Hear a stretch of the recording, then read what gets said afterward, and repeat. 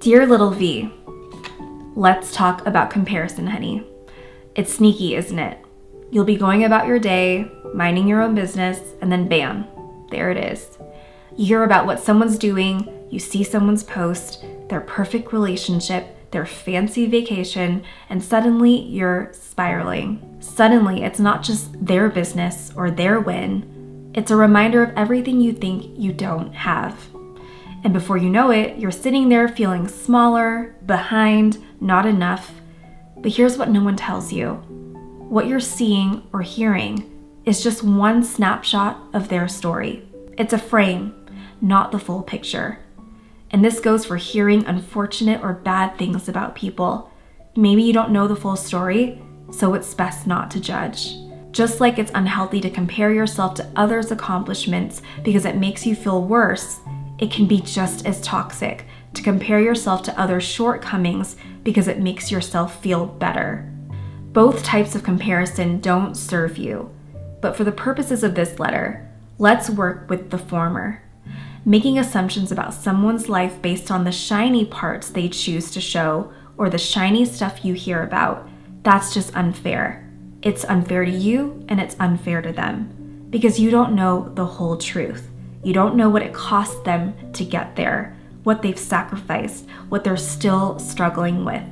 My girl, you need to remember that every single person is carrying something. Every single person is dealing with something you don't know about. Every single person has their own doubts, their own pain, their own messes they don't share. And thinking that someone else is doing better than you is like looking at a house from the outside and assuming it's completely spotless on the inside. I want you to hear me on this. Comparing your life to someone else's doesn't just hurt, it distorts. It tricks you into seeing their wins as your losses. But honey, life isn't a ladder. It's not a competition, despite what you've been told or what it looks like. There's no scoreboard, no finish line, no meaningful prize for being better or further ahead. Life is just a journey, and your only job is to walk your path as authentically and fully as you can. That is where the magic happens. That's it. But I get it. It's hard not to compare. I've been there. I've felt that pang, that voice whispering, why them? Why not me? And it's taken me a long time to realize this. When you compare yourself to someone else, you're not just being unfair to yourself, you're being unfair to them.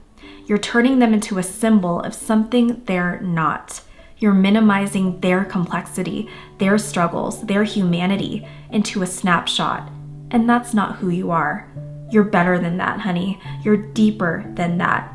So what do you do when comparison shows up? Here's where it starts. You remind yourself that their story is their story. It's not yours. It's not yours to claim, yours to compare yourself to, yours to feel anything about. Their timeline isn't your timeline. Their wins don't take away from your potential. And more importantly, you remind yourself that you don't know everything about what they're going through. That picture-perfect moment you're comparing yourself to, it might have taken them years of struggle and blood, sweat, and tears to get there. It might be the one good thing in a sea of challenges they're facing. You just don't know. And that's why comparison is so dangerous. It's based on assumptions, not truths. Here's what I need you to do instead. Focus on your lane. When someone else achieves something, let it inspire you, not diminish you. Look at it and think, wow, if they can do it, so can I. Just in my own way, on my own timeline.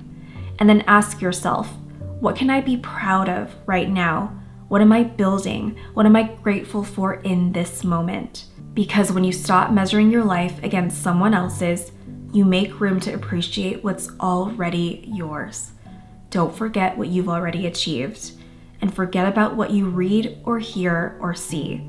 If you really knew their lives, what they've been through, what they're going through, you might find that you wouldn't trade lives with them.